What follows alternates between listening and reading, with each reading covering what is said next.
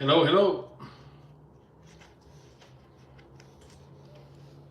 How's it going, fellas? Who's ready to squat again, huh? That's what it's about. More squats. Alright, let's set this baby up.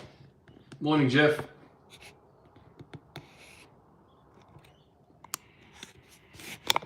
I've got to set this thing up.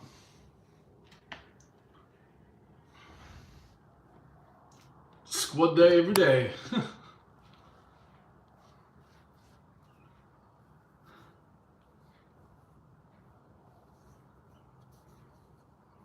How's everyone going, huh? Oh, man.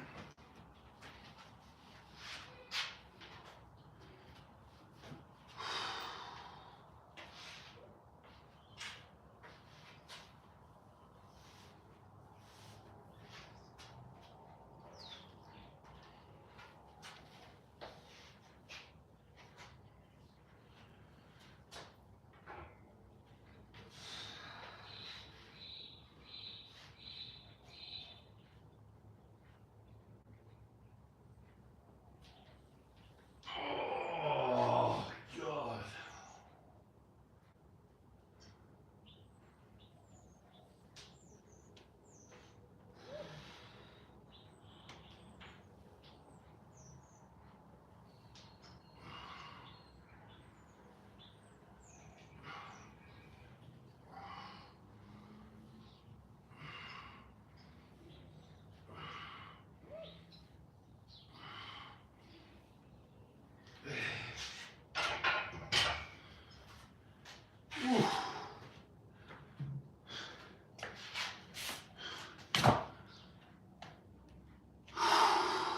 Worst set. First one is the worst.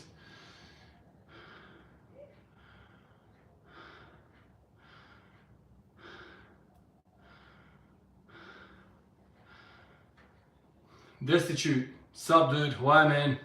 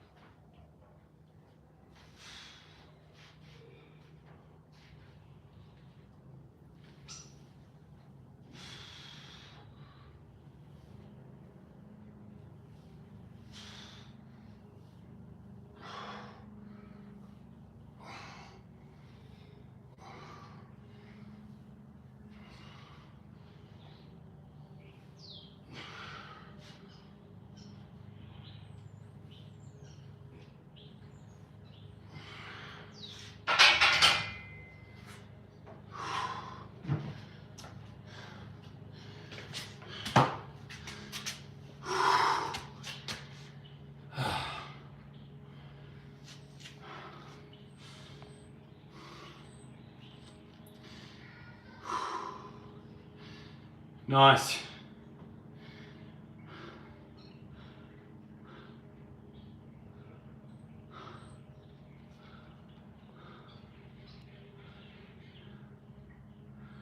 Rio Grande Valley.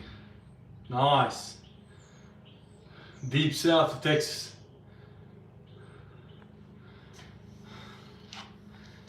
I'm feeling not too bad, man. Just got back from work, straight into it. Get this out of the way, some squats. It's gonna be all front squats today. So I'm kind of looking forward to it. I love it when it's just one exercise for the day. Love it. Those are my favorite sessions. Just all I gotta think about is squat. Oh damn! Why were you up 3 a.m.? Oh, work, yeah.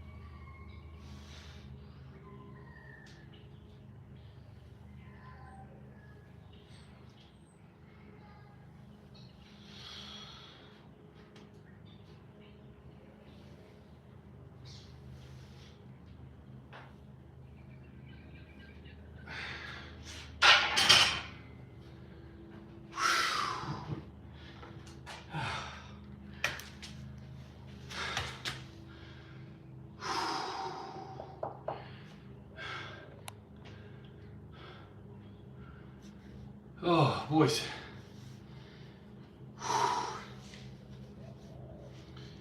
Some say the warm-up is the workout. I'd love to name the channel Warm Up Every Day. Warm up every day. That's what the whole thing is about, really. Come in, warm up.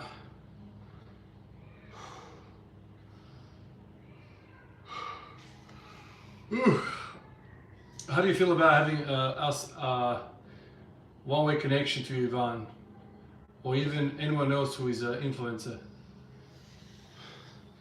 Yeah, it's strange, man. One-way connection. I mean, that's kind of what it is. Although these lives are, they feel good, man. You know, it's the closest thing to actually feeling a following. Otherwise, you don't really feel a following. Yeah, it's weird. You just have these, you know, all these people message you, comment, and it just doesn't feel the same. You know, I don't know. That could be different. But when I have this type of live, I actually feel your presence. I don't know, it's weird because like there's feedback, right? You needed feedback, so it's kind of cool like that. That's kind of what I like about the lives as well. I'll keep doing them, I think.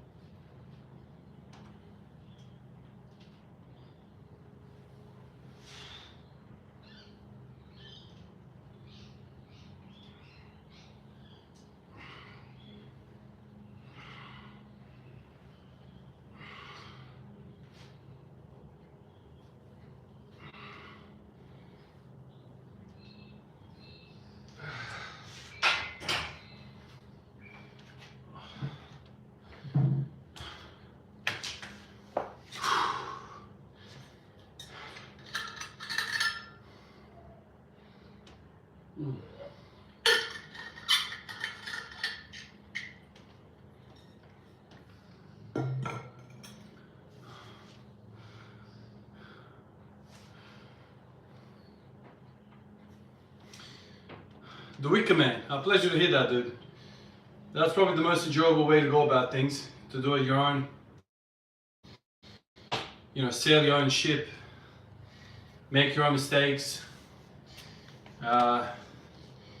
feel your own winnings. When things go bad, it feels great. When things go good, that you feel it on you. You know, so it's I think it's the best way to train. I think way too many people look to offset the responsibility to somebody else or somebody else over here. It's like, this is my nutrition coach, this is my strength and conditioning coach, this is my teacher, this is my driving instructor, this is my professor, this is... No one ever does anything for themselves anymore. It's just, I don't know, each to their own, but I think this is the most enjoyable way to do it. By far, I think.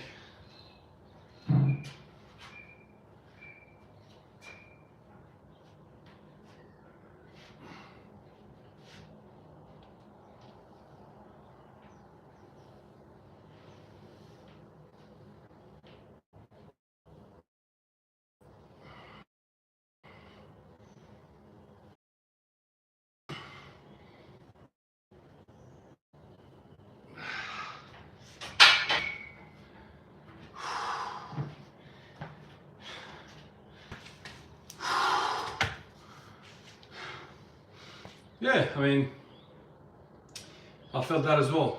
Programming is too many.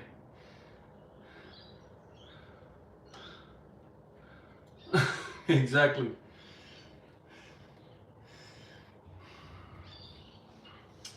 I think it's just funny how 99.99% of people out there are not going to do shit with their fitness. And the chances are you and me are not going to do shit with our fitness. When I say that, I mean like we're not going to be anything special. So why bother? Why pay for programming? Why? I don't know. I don't know. Do it yourself. Does it matter what the results are? Alright, so it's like this. If you go with a program and you spend $200,000 on a program over the course of 10 years, whatever, that man, that woman, gets you to a 500-pound squat, 230 kilo squat, right? $100,000 later, whatever, over 20 years, doesn't matter what the period is, doesn't matter what you pay, doesn't matter. Versus, you get to a 400-pound squat, 180 odd kilos, and you've done it yourself. How hard can this shit be? What are they gonna tell you that is so groundbreaking? What is it? You tell me. Does it really matter if it's a 500 or 400 pound squat? Who gives a shit? Nobody gives a shit, dude. Your squat is shit. Nobody cares. You're not gonna go to the Olympics. You're not gonna go to any national competitions. You're not gonna do anything. So why not just freaking do it yourself? Hey, Miz, why not just do it yourself, dude? Just do the thing yourself. Enjoy the process, man. It's like, you know, I don't know. I just don't know. Each to their own. But when I see people like you guys telling me it's by far the best to do it your own self, it's more enjoyable. Hell yeah, man. Hell yeah. What else in your life are you doing fully by yourself?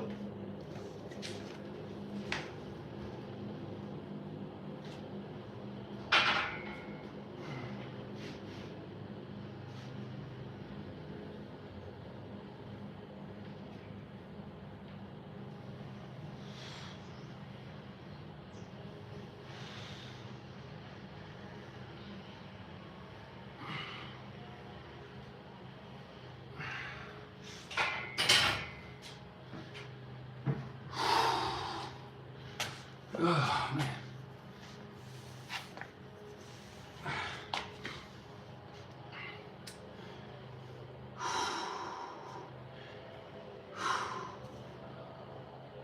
Exactly.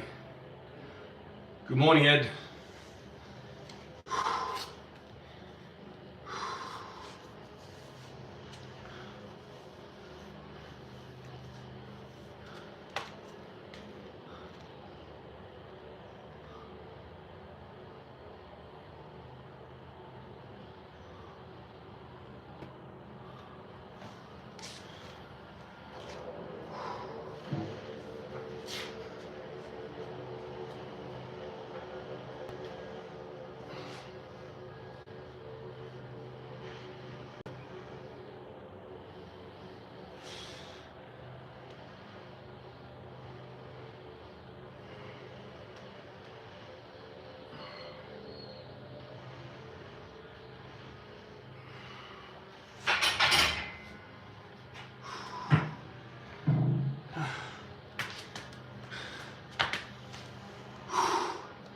Gary Ablett, that's a famous name.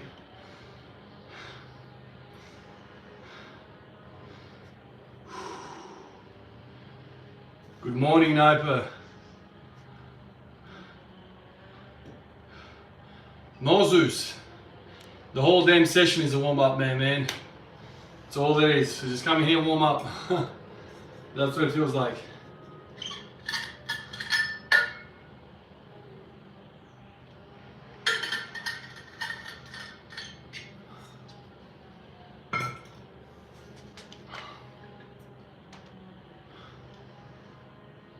Linus, good morning. Miz, man, you are an incredible supporter, Miz. I'm telling you, man, you really are. Thank you again. Hello, Ivan. Your top 10 exercises in order, please. Anything for you, Miz, man. Anything for you. Top 10 exercises in order. What have I done here? All right.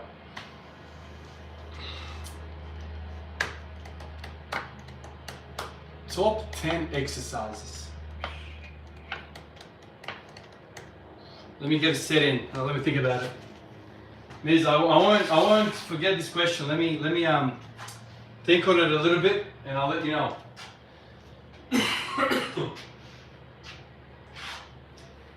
Top 10 exercises in order. Top 10. Great question, man. Great question. I don't think I've ever asked myself that question before, man, to be honest. Which is funny, right? Because very important question.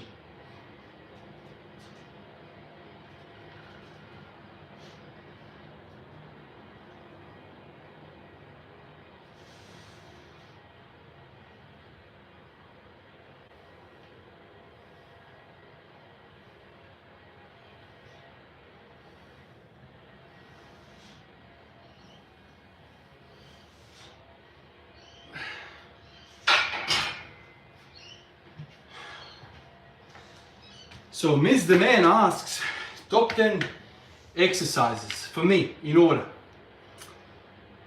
Right now, man, right this very second, the number one exercise in my mind, and I'm freaking loving it,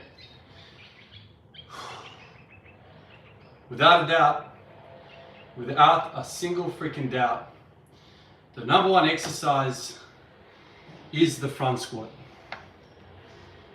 It's the front squat. It's untouchable. It is a squatting motion, ATG squatting motion. So it gets the benefit of the high bar squat, but it challenges the shit out of your postural integrity. And this is something that back squats can never achieve. So number one exercise for me is the front squat.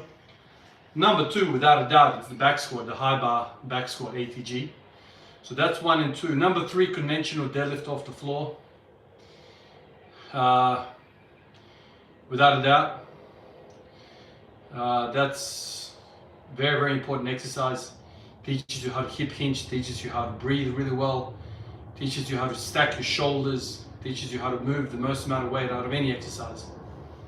So the top 3 are front squat, back squat, deadlift.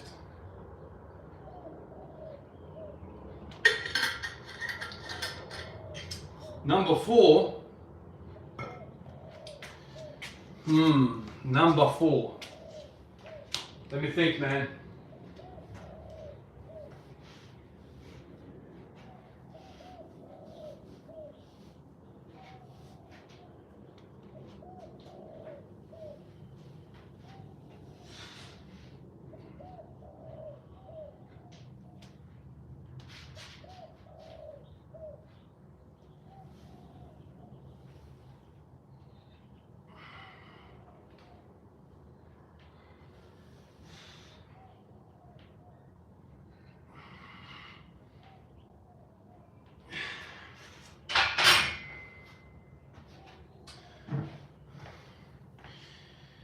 So the first 3 exercises are very lower body heavy.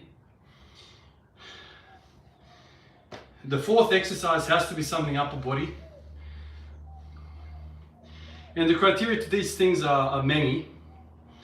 There's many different ways to build a body depending on the application. But I can't stop thinking about pull-ups. When I say pull-ups, I'm meaning basically hanging pull-ups. So chin-ups, pull-ups, like anything like a monkey. I think pull-ups are amazing. They restore your body, every joint, like wrist, elbow, shoulder, improves your spinal decompression, your pelvis, your knees decompress, ankles, everything decompresses. So it's a traction exercise. So I think pull-ups are number 4.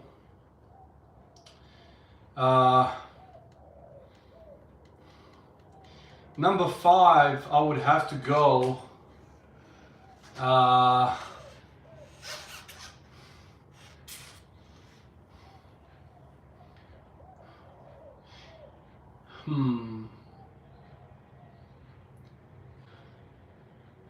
think number 5 would have to be overhead press. I was thinking bench press versus overhead press.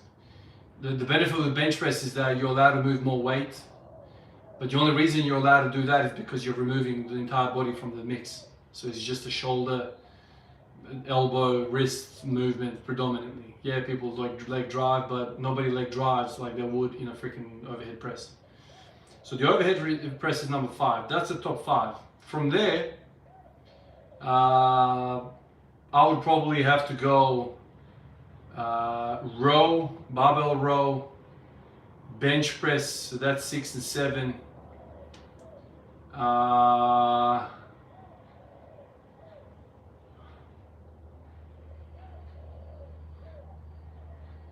Now, mind you, like you could do like other exercises and like do like complexes, right? Like so you can do like a clean and jerk, right? Which is multiple different freaking things rolled into one.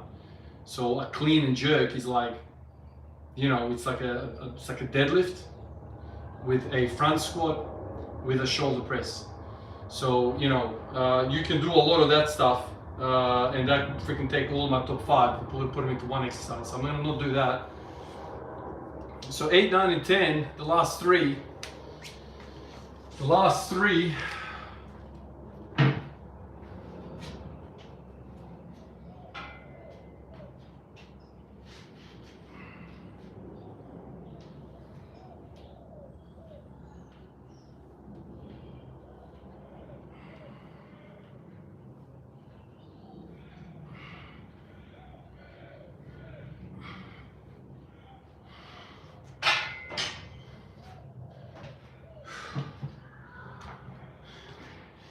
8, 9, and 10. Oh man, I haven't really given these much thought, but I'm gonna go down the line of things like, you know, for number 8. I mean, technically this could be even higher, but anyway, I could probably. It's like asking me who are the top 10 NBA players of all time. It's like, it's a thought experiment. Number 8, I would have to go like back extensions. I think. It's probably my favorite accessory movement to improve the top 3. I think it's freaking amazing. Whether you do it out of a GHD or whether out of 45 hyper, I think that's number 8. It would have to be somewhere in there. Even though it's an accessory movement or whatever, I think the first 7 exercises address most of the body.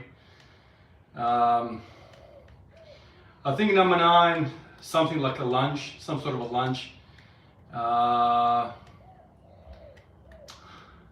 And then a number 10, I'm probably missing something out here that I'm gonna like go, like, oh my god, what do you think of that?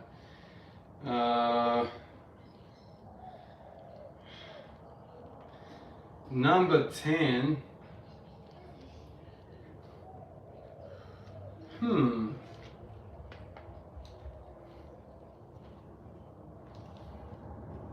let's go with something like an RDL. I'm thinking RDL or good morning. And if I put my Louis Simmons hat on, it would have to be like, ooh, straight away, like you get influenced by his ideas. RDL or a good morning, something like that. Obviously, I just saw somebody say walking. There's exercises there like, you know, weighted carries and farmers carries and suitcases and every which way carry. Like they you know, for some people take a huge precedence. Obviously, like, you know, direct ab work, I've completely left out. What's my favorite direct ab work? You know, hanging leg raises, sit-ups. Those are the first things that I think of.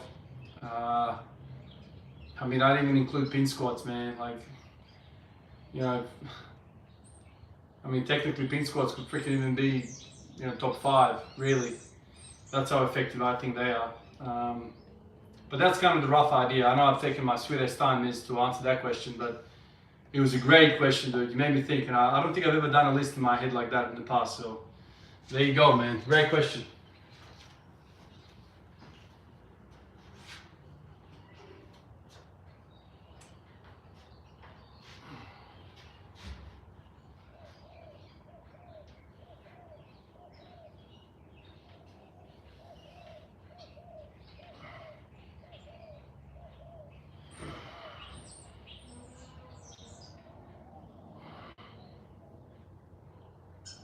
Hey.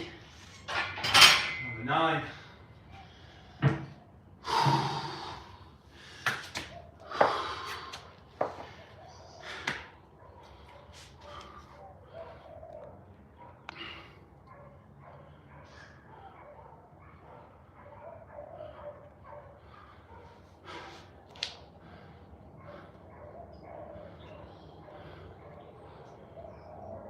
Yeah, a tier list would be sick. I would have to give it a really good thought. On, you know,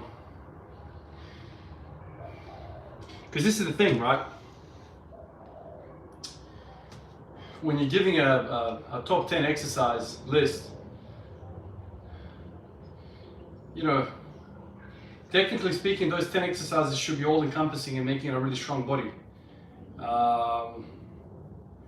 You know, technically speaking, you shouldn't need more than 10 exercises. You know, So you would have to be kind of like addressing each body part or each plane. I think thinking of planes is a much better way of going at it. You know, sagittal, frontal plane, that kind of stuff, you know, thinking about it. I know, like, if you're an athlete, you don't want to think too much in, you know, in sagittal plane stuff. You want to be in the frontal plane stuff, you know, your lunges. That's where you're going to be spending most of your time. So this is where, like, depends on what you're doing, you know, because really, like, what I'm doing really is I am specializing in an accessory movement, which is the squat. The squat is an accessory movement for Olympic weightlifting, but it was kind of like, let's say, it was made into an own sport. So this is where it gets tricky. It depends on, like, a tier list for who, you know. It really depends. Because I think an athlete will definitely have, like, different stuff. If you think about what an athlete needs to do, like, you know, the plyos and stuff, the plyometrics, like, damn, man, like, that's, if you're doing plyos, man, you're lucky if you have squats and deadlifts in your top 10. Like, if you're interested in, like, jumping and sprinting, if you think about it, not in the sense that we're doing it. So it just depends. You know, this is the beautiful thing. It's like a video game. You get to make your own character how you want to make it. So it's just interesting.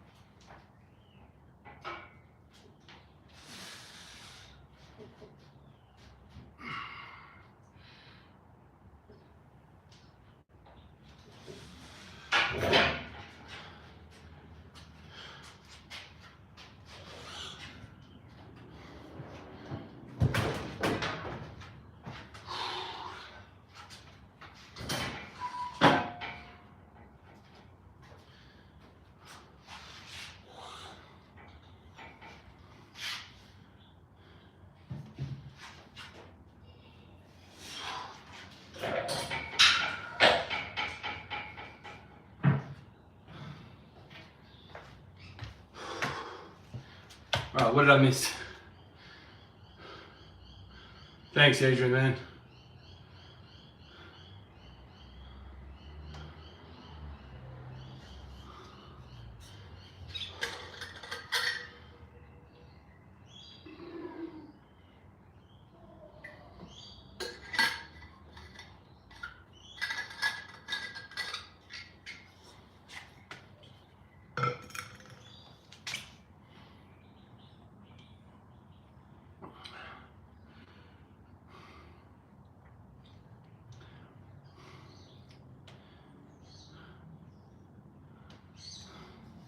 Glad to hear that, Adrian, man. Every day, man, do something every day. That's it.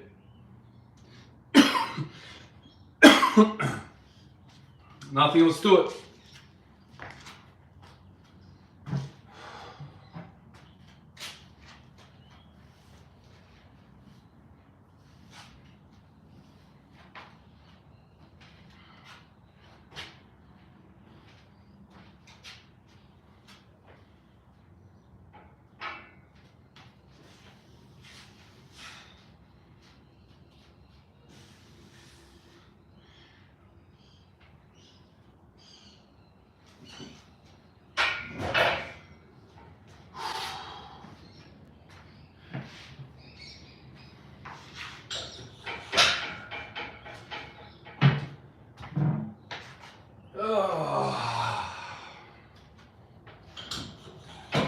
Alright, that's 160 now. Hit that, see how that feels. Maybe 170. Maybe not. Let's see how it goes. Yeah, I know. Movement is medicine. That's a great freaking thing to write on a t-shirt. That's one of the biggest feelings I have with all of this. Really is.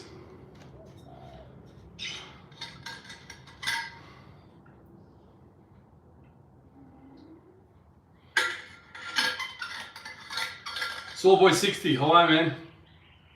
Good morning.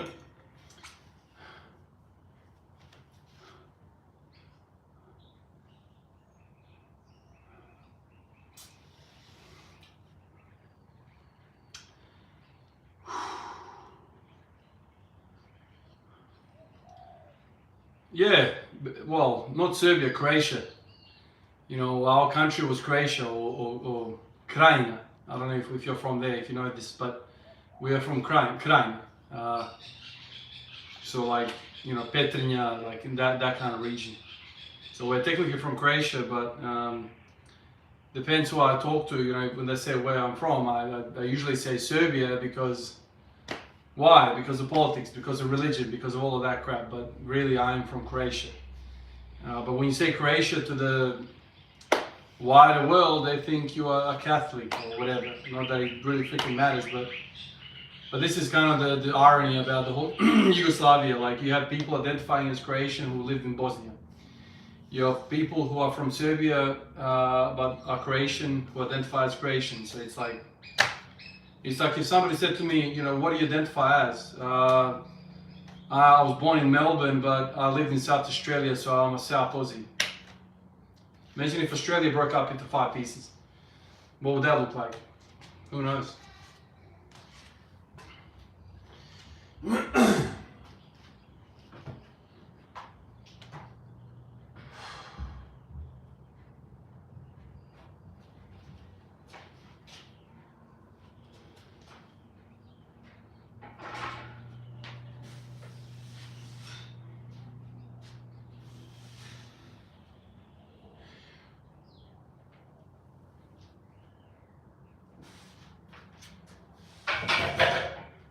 Oh, that's enough for today, man.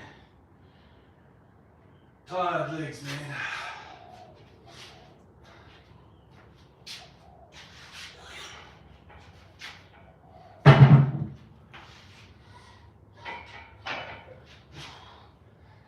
I'll get some volume in here. That's it.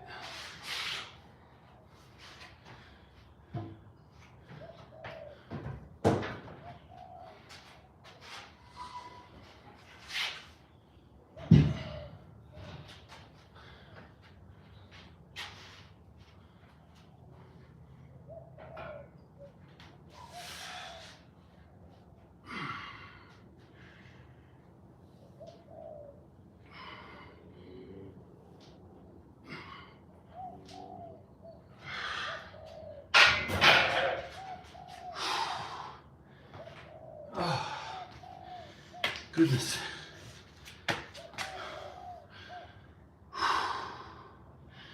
That's one.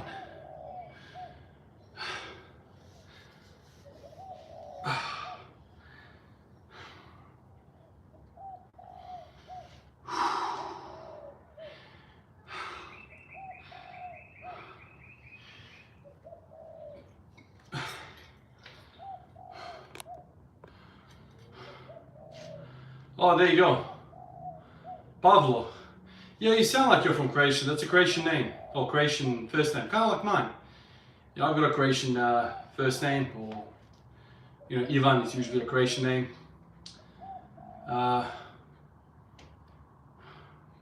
Kako ste, Dave? Dobro, kako si ti?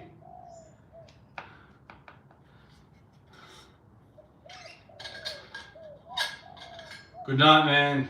All the best.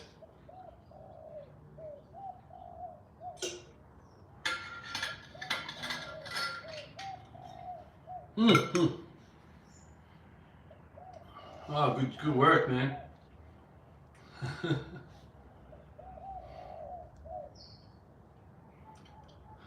Flavored cottage cheese. Never, man. What the hell is that? Never seen that. Still healthy though? Like, what is that?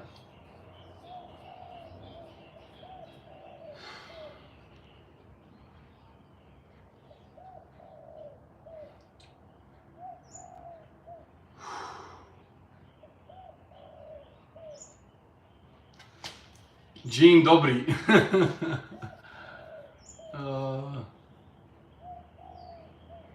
You must hang around with a lot of Yugoslavs, huh?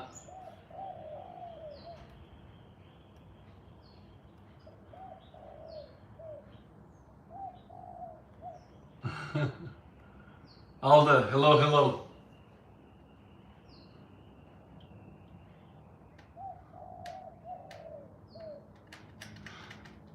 Do you think your gains could have been better if you rested like a normal human?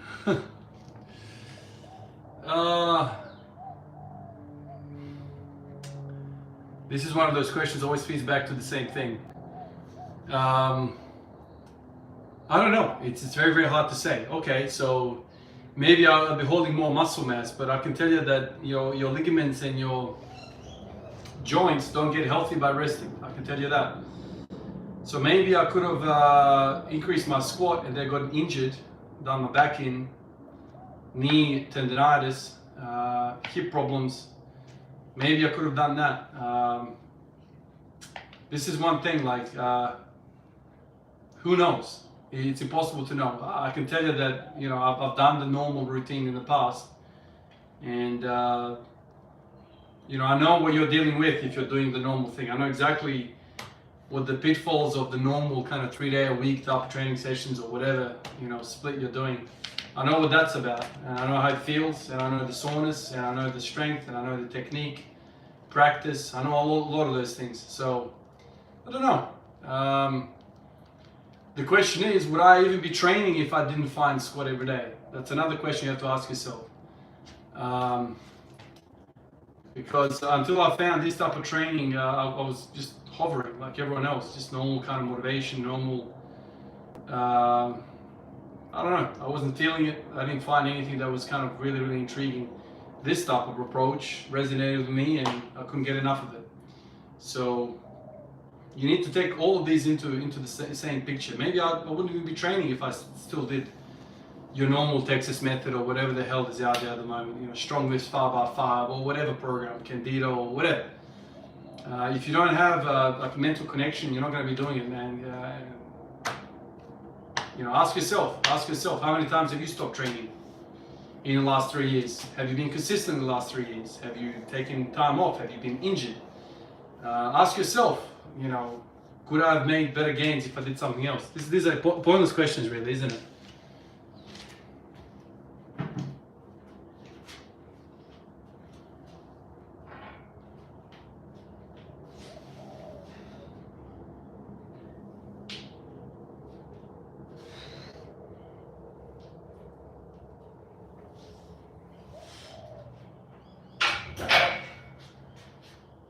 Two.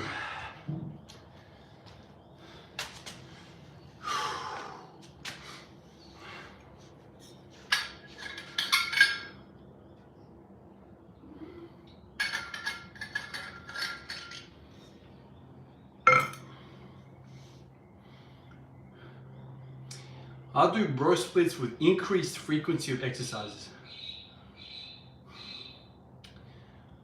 I do bro splits with increased frequency.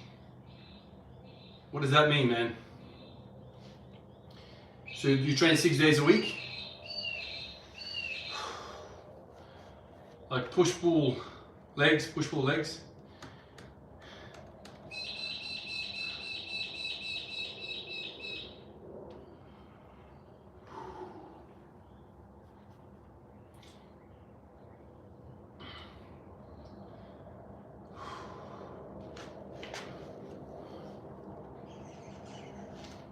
Oh, thanks, Sam.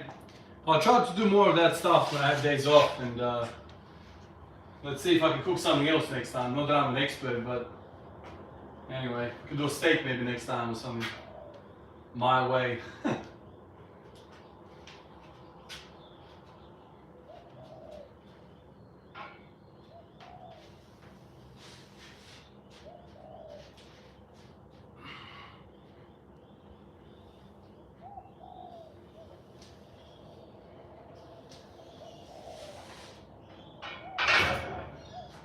Three.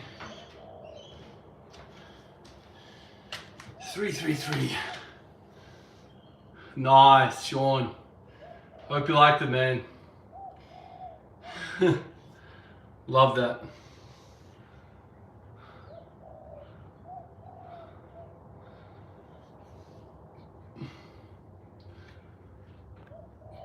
Yeah, Miz, I guess. I mean, it depends on what category you put my numbers in, you know.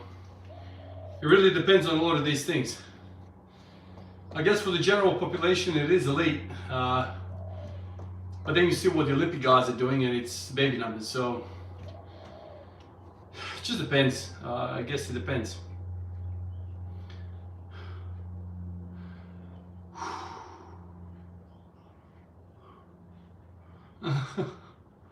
That's it, it's about the smiley face, man.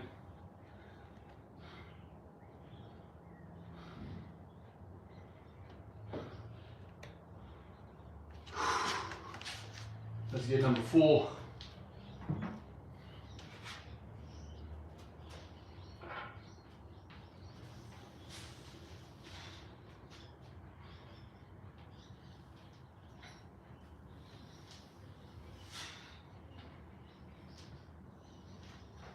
Number 4. Got a bloody sore chest today. All these benches, man. I'm hitting bench every other day now. That hasn't happened for a while. Sore pecs.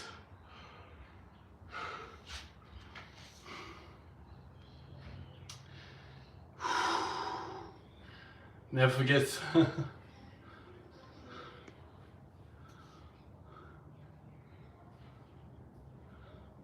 I do my basic all muscles over a week and do all the parts again as soon as they recover for another 8 sets, for example. That's not high frequency, man. Like if you do one body part a week, and let's say you split it over 4 or 5 sessions, that's low frequency. You can't get lower than that, man. Like you're doing chest once a week. That's low frequency. Like 1 to 2 is low frequency. High frequency is the shit I'm doing, man.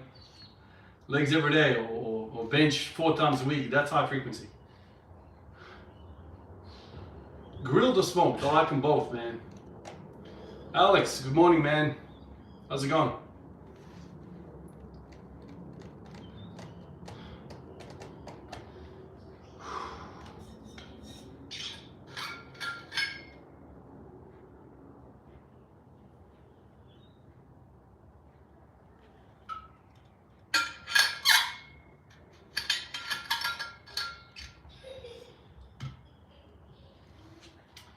Yeah, a lot of people like that video from yesterday. It was kind of weird to make that video, man. I never thought myself I was cooking in front of people, man. Like I've got nothing to teach when it comes to that. But it was different, you know, and you know, I'll show you how I eat. It's nothing spectacular. You don't need to have a freaking chef make your meals. I just really wanted to make the point that you don't freaking need protein powder. Nobody can tell me the protein powder is better than eggs, cottage cheese, and bacon. What are we talking about? Nobody can tell me anything. So instead of your crappy, shitty protein powder, just freaking, you know, make some real food, man. Real shit.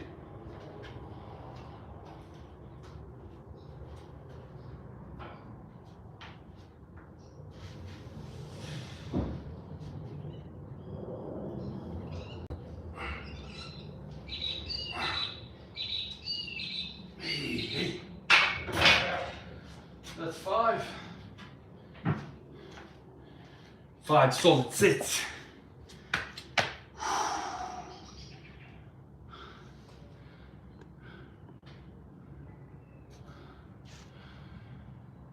Yeah, I don't know. Let's see how it goes. Ultimately, I try not gauge what type of video I want to make on the videos, on the views that it gets, because that's like choosing a career based on the salary that career gets. That doesn't lead you to happiness, man. So every day I'm like, what do I want to do today? I want to do that. I will keep the channel like that forever. I don't need to chase the money or whatever. Because if I'm really chasing the money, I'll pick up another 2 shifts a week at the hospital and make more money. You know, this is supposed to be fun. This is supposed to be me. This is supposed to be my interest, my passion, and so I'll keep it that way.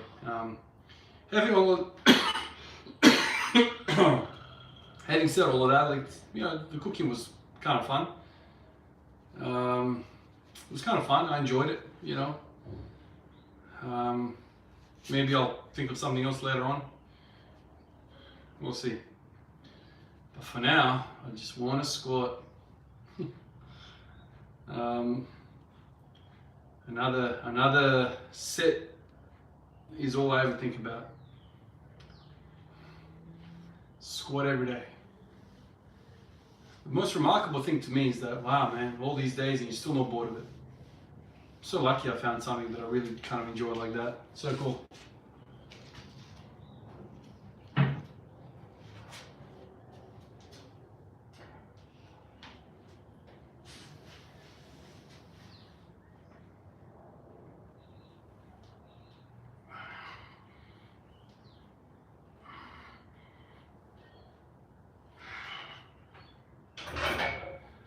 Number 6. Number 6. Number 6. Number 6. Gotta go to 10 sets. And that'll be it. I'm traveling not too bad. I'll finish within the hour. Much quicker session today.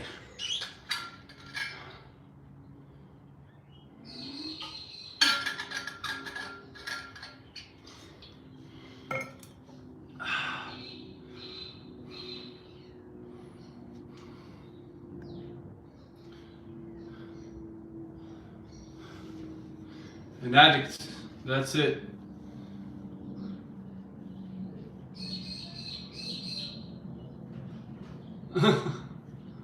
Just here to squat. What mods do I have to Evo? I've added a few mods since I got it. But it's got a rebuilt engine, so, you know, forged pistons, con rods, all that stuff. I think they come, you know, stock with a forged crank anyway. It's got a stock cam and turbo. I've added an E85 conversion. What else? I had to repair a few things, like the rear diff was kind of leaking. What else did I do? Just trying to think. It had some aftermarket wheels on it. I got rid of them, put the stockies back on. Much nicer ride. Oh, I've got coilovers. I got the, what's the name of that company, Australian company for coilovers, man? I always forget them. I should have the box here somewhere. No, it's gone. I had the coilovers. That was really cool. Changed the ride completely. But that's pretty much it, man. Like stock cam and turbos. The next step is to get the turbo and cams, but not in a financial position to do that now. But you know, with the interest rates going up or whatever, the last thing I want to do is throw money into the Evo. But yeah, man, that's basically it. I mean, I'd love to touch the Evo if I had extra money on the side or whatever, but all that whole carring thing and all that, like, you know, that's kind of left me the last, I want to say 5-6 years, something like that. Even though when I got the Evo, man, like, I sold my S15 for 20k or 18 or whatever it was, and I bought the Evo for 9. So with the 10 grand difference, you know, the car had some issues, so I, you know, spent like about 5-6 grand to kind of clean it up. And that's the only kind of mods I did. The only reason I got E85 was because the car had a really rough idle. It had a really rough idle and we couldn't settle it. Oh yeah, so it had an aftermarket CPU as well. Oztec chip, had that. So I had to get rid of that to make the idle a little bit better. Put it to the stock idle, stock CPU, and then it still had idling issues, and then we kind of called it and we said, well, let's go E85. E85 is a much nicer idle, a lot more power, like 250 kilowatt of the wheels. It's nice for a daily. The only negative thing with the E85 is the cold starts in the morning. That's about it, basically.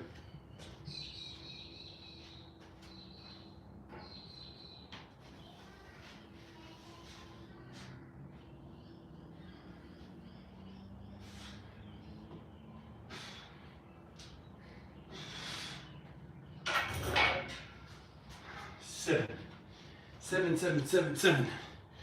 I have to say the set number like 10 times to remember it. 7.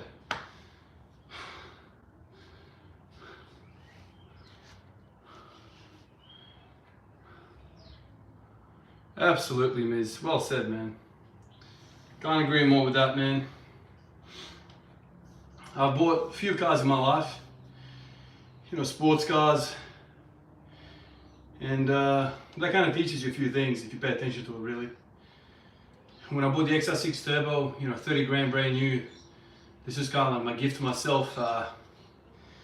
When I finished nursing, I bought that after a year and a half of nursing, lived at home, saved all my money, took that 30 grand and fucking gave that shit up real quick, man. Picked myself an XR6 Turbo, powerful car, 4-liter turbo, Barra, amazing freaking car, loved it. Had it for about 9 months and I fell out of love with it. It's like, didn't like running costs. It was very, you know, high on petrol. I wanted something with handling, sold out, bought my first S15, had that for about a year and a half. It got broken into, smashed up a bit. Insurance tidied it up, got rid of that, bought a second S15 like 9 months after that, 6 months after that. This one was already kind of worked a fair bit. 200 kilowatt of the wheels, body kit, all that stuff, leather, you know, sunroof. Had that car for, I want to say like 4 years, 3-4 years, something like that. I want to say, if I'm not mistaken. My son gets born and it's like, where am I going to put the kid, man? As soon as my wife started working, it was like, okay, so she's taking the family car. How am I going to freaking get around? Do I really want to put my son in the back of the S15? Got rid of that, bought the Evo 4-door. And the reason I'm telling you all of this is because each time I bought a new car, there was maybe like a month, not even that really, maybe the first time around, there was like a month excitement about the new car. And then that shit becomes normal and it kind of leaves you and then you're like, well, whatever. I reckon even if you got a Ferrari, even if you got a Lambo, even if you got a freaking Bentley, that shit gets old real quick. And so this is just an example that no matter what you get in life, it's gonna get boring. Money doesn't bring you happiness. You gotta, if you want happiness, you gotta look elsewhere, man. And this is just like a small little snippet of how material things don't stick around. I don't care what it is, man. It just doesn't stick around. And you can hear this shit, you know, all day from me, but until you experience it yourself, you won't realize it. You know, when I'll never forget the first time I sat in the Evo and I crashed it the first time. I was like, fuck, this car's on rails, man. You can launch that shit for 9 grand. Going from an S15 that's tail happy and, you know, sliding, this thing is just planted and it goes. I was like, fuck, what a car, man. What an incredible car. Then after a month, I was like, fuck, who gives a shit, man? Like, not to that extent, but it just starts to kind of like you start to get used to it, and it loses its magic over you, and that's it, man. And that's how I look at it, man. Okay, I'll sell this car and I'll buy whatever the next hot thing is I want. Same shit, man. After a month, you're like, fuck this shit, man. I spend how much money on this crap? It's just, it doesn't make you happy, man. Like, it's just, and that's why I always try to say to you guys, like, you can extrapolate that shit to every bit of your life, man. Like, you really can, man. Like, I don't know. Until you find love, you go through girls, like, you're like, oh, she's hot chick, man. Hot chick. Oh, yeah, hot chick. If you don't love her, man, like, after the third or fourth time, like, you see her, you're like, I don't want to hang around with you anymore. Like, she loses the magic over you. She's not appealing to you anymore. Like, you learn a couple of negative things about her already. She's not the same. But when you love something, like a soul connection, then it's a different thing. And I think that's the whole point with cars and houses and all this shit. Like, you go through this shit like you're fucking shifting gears in the car, man. Like, after a little while, it means nothing to you. Like, if you said to me when I was 18, here you go, man, here's an Evo 7 on E85 in a work bottom end. I'd be like, fuck, give me that shit. I'll be like hopping around like a little kid, right? I'm now 34 and I got the money. Tomorrow I can put in like 15 grand into the fucking car. Tomorrow. And I'll have 400 kilowatt in the fucking Evo on all fours, right? Why am I not doing that? I don't think it's gonna make me happy, dude. Like, I'll open the door to come home and I see my kids greet me. And I'm like, I'm gonna go spend $15,000, like a shit ton of my money for a car? Like, fuck that, I'd rather take him on a holiday. And so you start to prioritize different things in your life and you realize this is all fucking bullshit.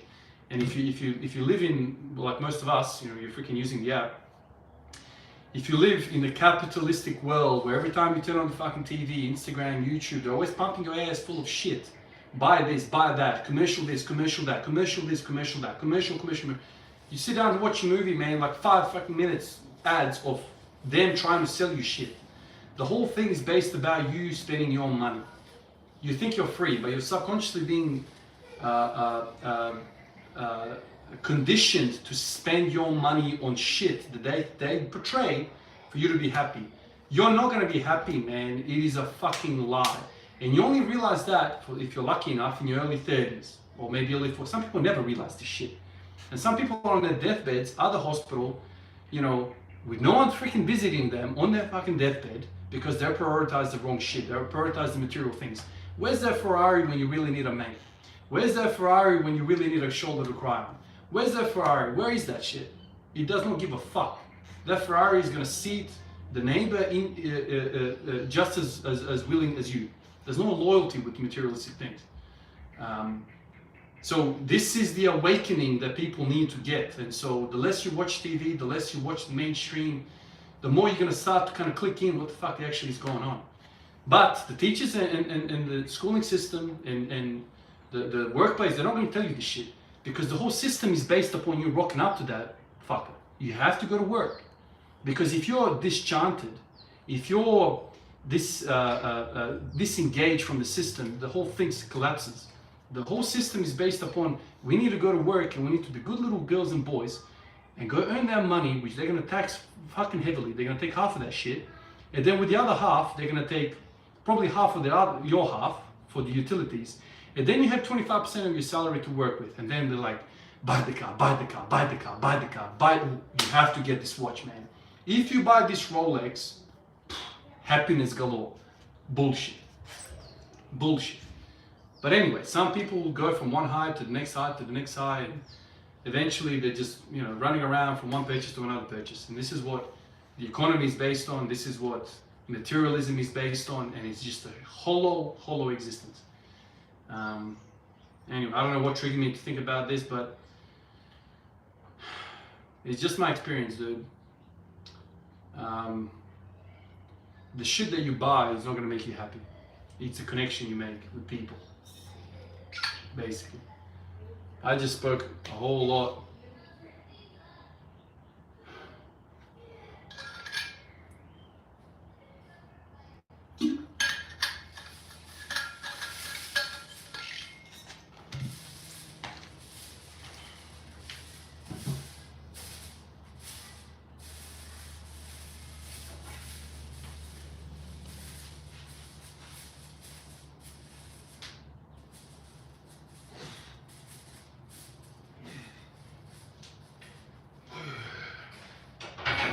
That's number 8. After a long break.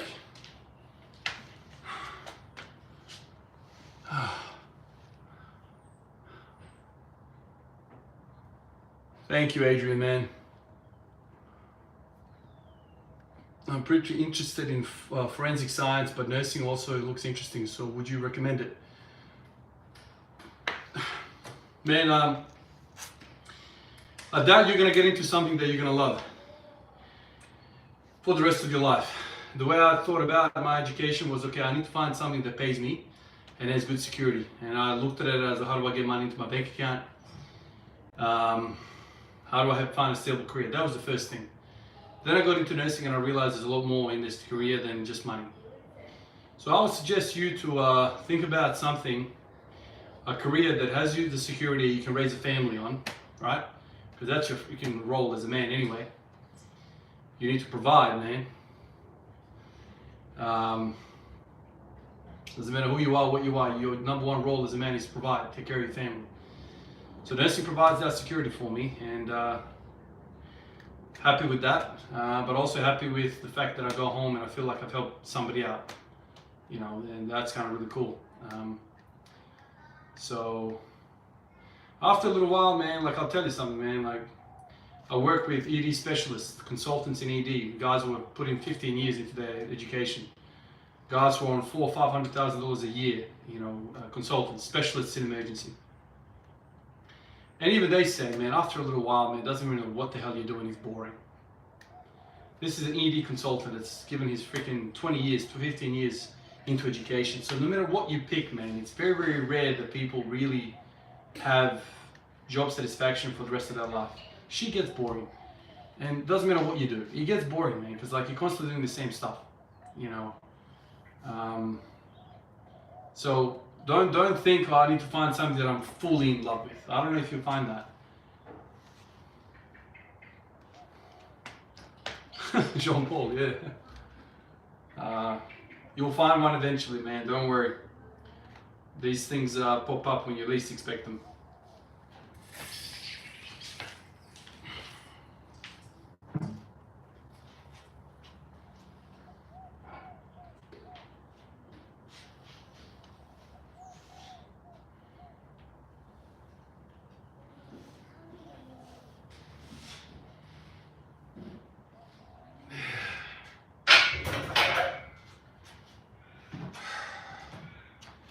Number 9. One more, boys.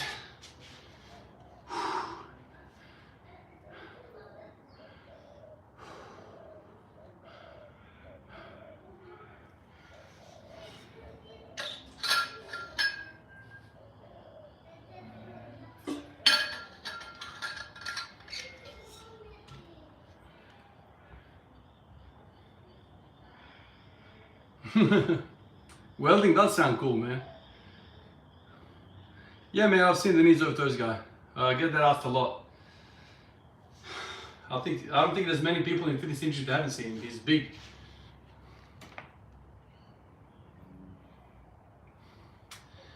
At what weight did my progress really stop? Once you reach a double body weight, it becomes awfully freaking difficult, man. So when I got to 180, to get to 200 freaking took me a long ass time. And you can see from 200 to 212 took me a long ass time. Like we're talking a year. Now to go from 212 to 220 is gonna take a long ass time. So I hit 212 and a half last year, September I want to say. And now it's almost June, and I still haven't hit 215. Hopefully by the end of this year I'll hit 215. I'm even hoping 220. Let's see. But it slows down, and you know, the strength gains don't just slow down. It's not just that linear, like you just slow down. You start to kind of pick up certain feelings like, oh, that doesn't feel good, that doesn't feel good, this is making me feel upset, like I'm losing positioning here. And then you start the process of trying to work out what's going on. It's not just a matter of push harder, it's more intricate than that. things start to feel off, things start to hurt, like my right hip starts to hurt when I do too much of a certain thing. You know, and the whole thing is you're trying to avoid injury. This is the thing, you know, a lot of guys are like, oh dude, piss off, like you got 215. Yeah, I got 215, all right, I could probably get 215, but at what cost? How close are we getting to injury? And like I said to you boys before, this YouTube shit doesn't pay. What pays is going to the hospital and rocking up at the hospital and doing the shifts. So why the hell would I want to stick my neck out that far in my training program and risk an injury that's going to make it really hard for me to provide, to go to the hospital and be a nurse? How smart is that? And I've already said to you, I know for a fact that I'm not going to be winning no world championships in squatting. That's a fact.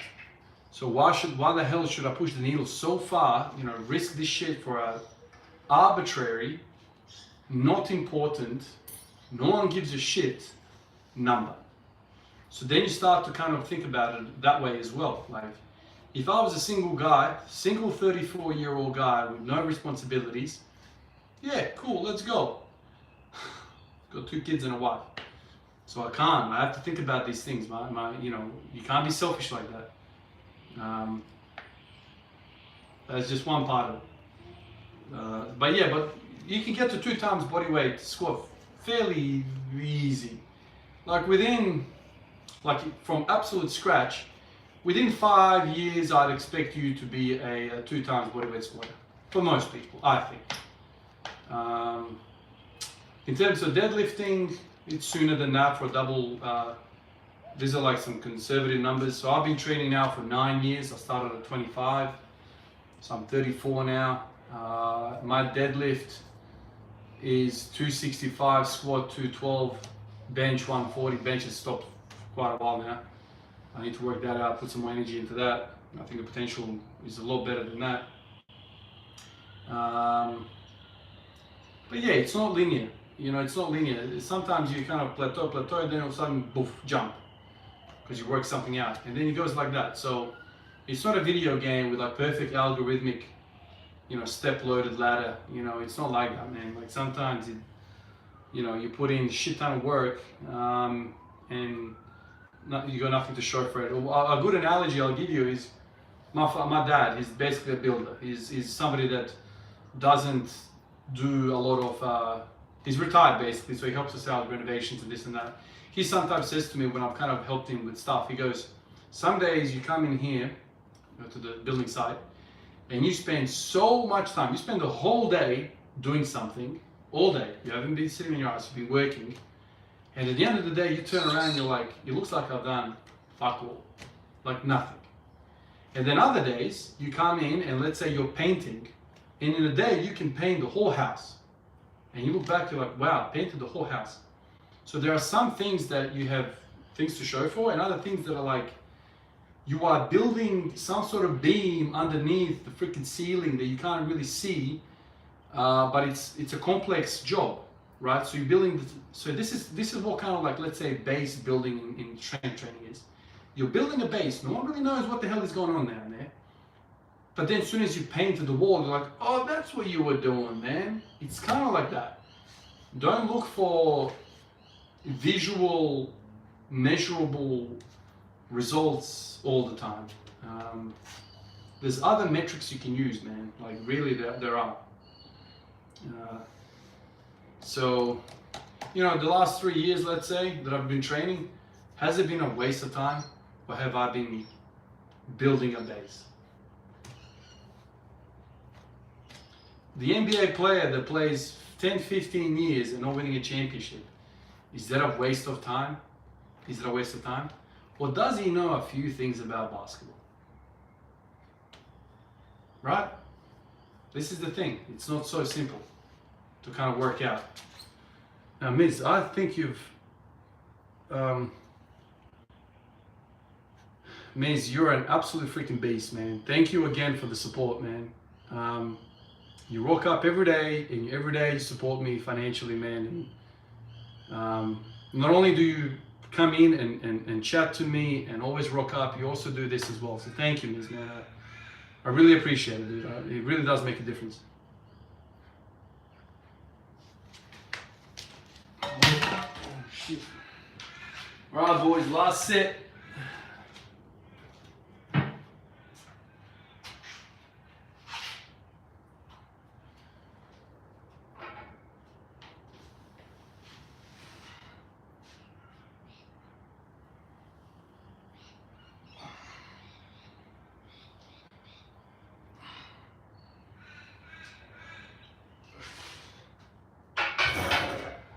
All right, that's it.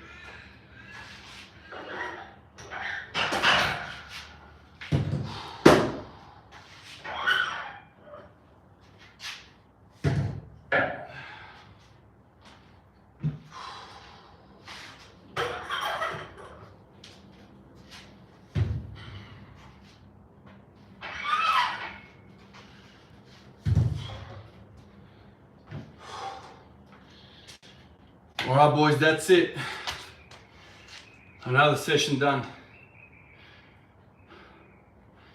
Thank you for stopping by. I reckon tomorrow's going to be an earlier session. I've got a late shift tomorrow, so it's going to be a morning sesh.